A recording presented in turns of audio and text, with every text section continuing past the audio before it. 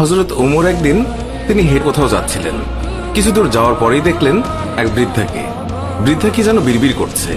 হযরত ওমর তার কাছে গেলেন, তার খোঁজ খবর নিলেন, জিজ্ঞাসা করলেন, আচ্ছা বুড়িমা, খলিফা ওমর সম্পর্কে তোমার ধারণা কি?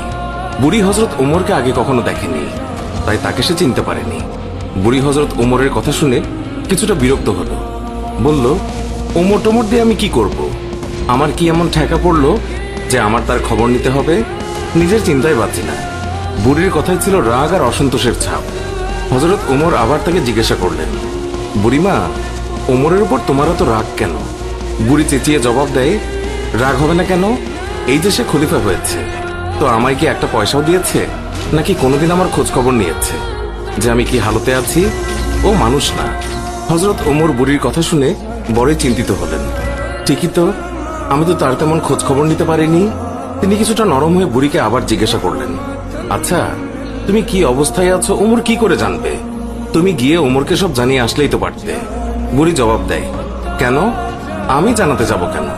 ওমরই তো আমিরুল মুমিনিন, সেই তো সবার খোঁজ খবর নেবে, আর এই জন্যই রাষ্ট্রের দায়িত্ব গ্রহণ করেছে। রুক্ষ ভাষায় বৃদ্ধা জবাব দিল।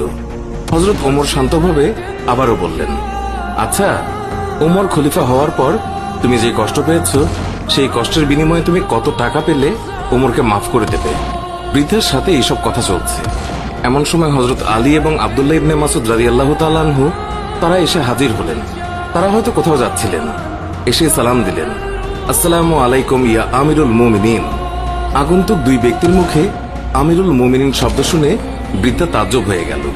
সে ভয়ে কাঁপতে লাগলো আর ভাবতে লাগলো যে ওমরের সামনে তাকে এত গালমন্দ করেছে। দারুণ অনুতপ্ত হলো বুড়ি।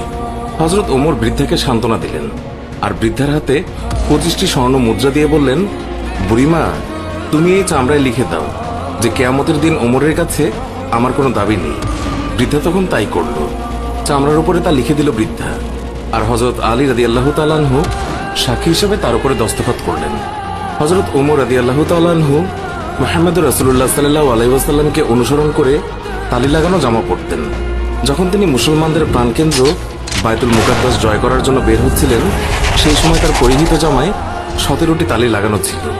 যখন তিনি তালিযুক্ত জামা পরিহিত অবস্থায় জেরুজালেমের উদ্দেশ্যে রওনা হয়েছিলেন, সাহাবাদের মধ্যে থেকে কেউ একজন হযরত আলী রাদিয়াল্লাহু তাআলা আনহুকে বললেন, ইয়া আলী, হযরত ওমর রাদিয়াল্লাহু তাআলা আনহুকে বলুন অন্তত আজকের দিনে তালিযুক্ত কাপড় খুলে একটু ভালো কাপড় পরিধান করার জন্য, কারণ তিনি ইহুদি খ্রিস্টানদের দেশে যাচ্ছেন।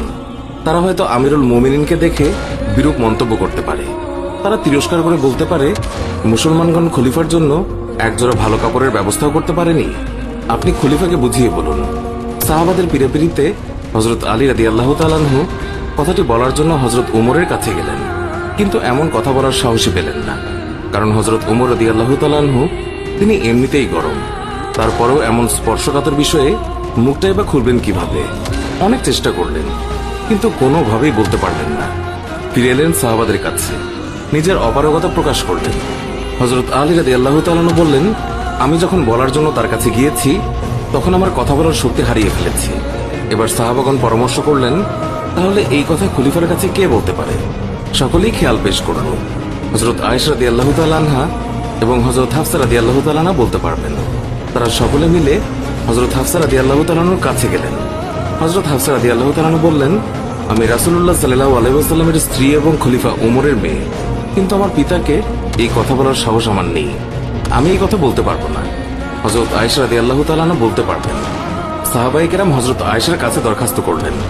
অতঃপর তিনি হযরত ওমর রাদিয়াল্লাহু তাআলা আনহুকে ডেকে পাঠালেন। হযরত ওমর রাদিয়াল্লাহু তাআলা আনহু হযরত আয়েশা রাদিয়াল্লাহু তাআলা আনহার পয়গাম